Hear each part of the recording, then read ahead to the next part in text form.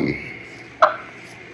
Doni, it is such a pleasure to see you this evening. I'm here with my colleagues with the Nefertiti Network, and we're excited to hear about who you are and how you got here. The first question, I'm so excited that you have a chance to tell about your story from your own perspective.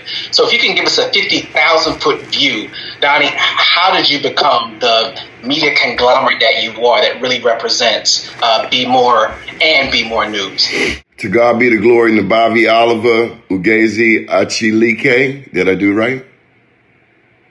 Okay. J.K. Charles, Lauren Dorville, Crystal Joseph, and also Mr. Rodney Burris. And we have New Jersey, New York, West Virginia, Baltimore, D.C., all on the line. So I started by writing for the Sandtown newspaper here in West Baltimore. Sandtown is where the Freddie Gray arrest took place.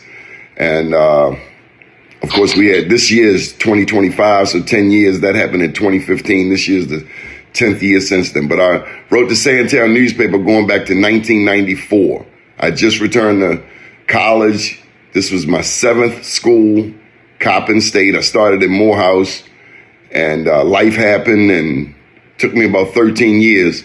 But my first job, once I went to Coppin and majored in English, media arts, broadcast production, and technology, was writing for the Sandtown newspaper.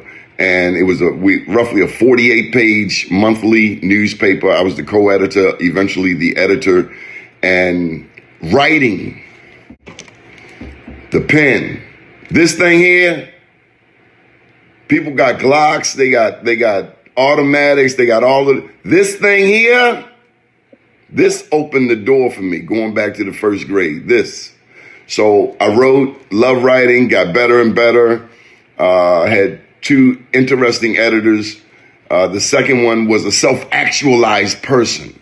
And self-actualized people can identify and others people with the potential to self-actualize and nurture them and grow them. And so I really blossomed under his leadership. He's no longer with us, but he became a best friend, a mentor, and someone who believed in my abilities.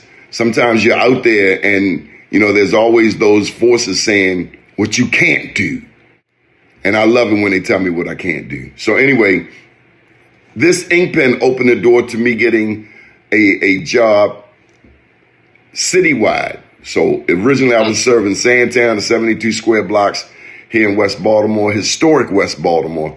But then I worked for the Empowerment Zone. I was a public information specialist, and my job was to get the stories, the news stories, the success stories out to the black media.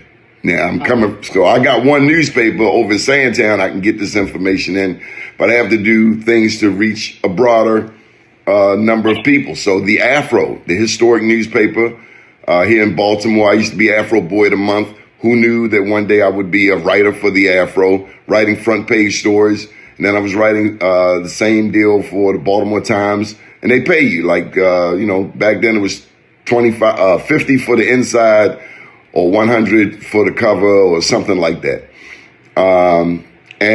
You get to doing that. I started then writing for the Final Call. I had a Muslim friend, Lyle Grandison Muhammad, who introduced me to Richard Muhammad, who was the editor-in-chief. And as a matter of fact, as a result of Richard, I was able to speak before the National Newspaper Publishers Association. That's the collection of historic black newspapers. They paid for me to come to Portland and tell them how I make money with BMORENews. And I want to say this was 2014. I started in 2002, BMORENews, after I left the Empowerment Zone. And again, having written front page stories for all of these publications, it just made sense because my daddy was a funeral director and mortician. He was also president of the Maryland Funeral Directors Association. And he was a leader. He was, leaders nurture leaders. Leaders breed leaders. Just like all of you on this call, you are leaders. You wouldn't be here if you hadn't done something to get to where you are. So I knew I had to have my own outlet.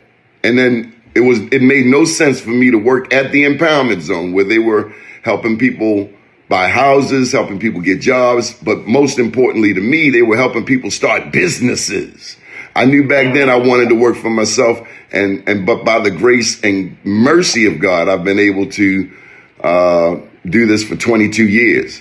And how do you do it? You get sponsors. You get people who believe in you. It's done on personal relationships. And you nurture those relationships. And you give. You try to give more than you take. And then I ended up writing these 3 books. So we did BMORENews. That's 22 years and largest video library probably that I know of among Black news outlets. This was my first book, autobiographical in nature, unapologetically Black. One of the things I go into was what I had learned in early grad school at Morgan State University, National Treasure, hashtag National Treasure, is that the interrelationship of business and economics. You can have a Black president. You can have a Black governor. You can have a Black senator. How does it translate into economic development for our community? What dollars are you bringing back to my neighborhood? I live in a 9-1 Democratic city, a 2-1 Democratic state. When I look at East Baltimore and I look at West Baltimore, how they shove the Democratic Party down our throat, where is the ROI? Where's the return on our political investment?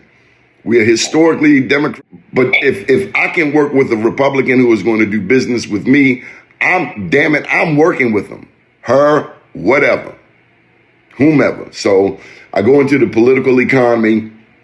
I have to tell you that BMORENews.com is the only news outlet in Maryland and probably America that correctly predicted the last 4 governors of the state. Starting with a Republican, Bob Early. Then was Martin O'Malley, a no-brainer in 06.